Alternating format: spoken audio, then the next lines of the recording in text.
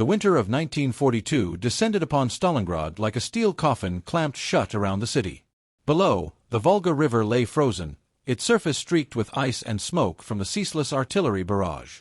Above, the sky was no less violent. Here, high over the ruined city, German and Soviet pilots clashed daily in battles as brutal as the inferno raging below. For Lieutenant Sergei Antonov of the Soviet Air Force, each mission was less about victory and more about survival. The Yak, one fighter he flew, was fast but fragile, a paper-thin shell against the armored Luftwaffe machines. Every time Sergei strapped himself into the cockpit, he knew it might be his last. The morning of November 23, 1942, dawned gray and bitter. Sergei sat in his Yak, frost clinging to his flight goggles, while his comrades prepared for takeoff. Reports had come that German bombers were massing west of the city, aiming to crush the Soviet bridgeheads across the Volga. If those positions fell, the Red Army would lose its grip on the eastern bank. "Protect the river, no matter the cost," his commander barked over the radio. Engines roared to life. One by one, the fighters clawed upward through the fog, emerging into a world of sunlight and smoke trails. Sergei's heart pounded. He had flown dozens of sorties, but today felt different, charged, as though fate itself hovered in the clouds. At 6,000 feet, Sergei spotted them, a formation of Heinkel He-111 bombers, their silhouettes dark against the pale sky, flanked by sleek Messerschmitt Bf-109 escorts.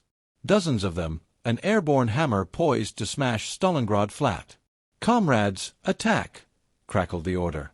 The Soviet fighters plunged like falcons. Sergei tightened his grip on the stick, lined up behind a bomber, and squeezed the trigger. His Yak rattled as its cannons spat fire. Tracers tore into the Heinkel's fuselage. The bomber shuddered, coughed black smoke, and began a slow, doomed spiral downward.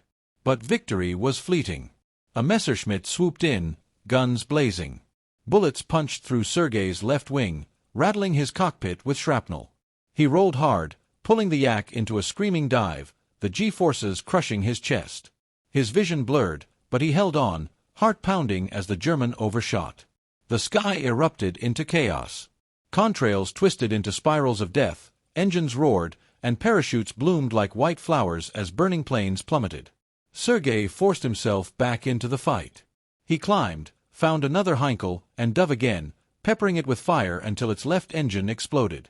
Suddenly, his radio crackled with panic. "Wolfgang's squadron. At 2 o'clock, closing fast." Sergei looked and saw them, a fresh wave of German fighters, their black crosses gleaming. Leading them was an ace he had heard whispers about, the infamous Luftwaffe pilot Erich Krüger, credited with over 70 kills.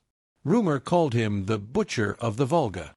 Krüger's Messerschmitt slashed through the formation like a hawk among pigeons, shredding 2 Soviet Yaks in seconds.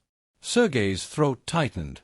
If they didn't stop him, the bombers would reach the river unopposed. Sergei forced his fear down.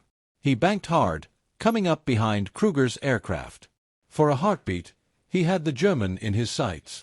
He fired, but Krüger rolled with uncanny precision, the bullets slicing harmlessly through the empty sky. The ace twisted back, locking onto Sergei instead. Sergei's cockpit filled with sparks as rounds tore through his fuselage. He yanked the stick, spinning violently. His Yak groaned, metal screaming as if the plane itself was in pain. Krüger stayed on him like a predator, each burst of fire closer than the last. Sergei's hands shook.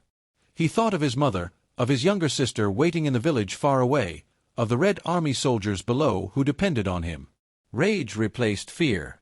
He slammed the throttle forward, pulled a tight vertical climb, and rolled inverted. For a split second, he vanished from Krüger's sights. The duel became a deadly dance, twisting higher and higher through the frozen air. Krüger was faster, more experienced, but Sergei had desperation, and desperation can be its own weapon. They spiraled upward until the engines strained. Then, suddenly, Sergei cut his throttle. His Yak stalled, dropping like a stone. Krüger, anticipating a climb, shot ahead. Sergei rammed the throttle back open, leveled, and fired. Bullets ripped into the Messerschmitt's tail.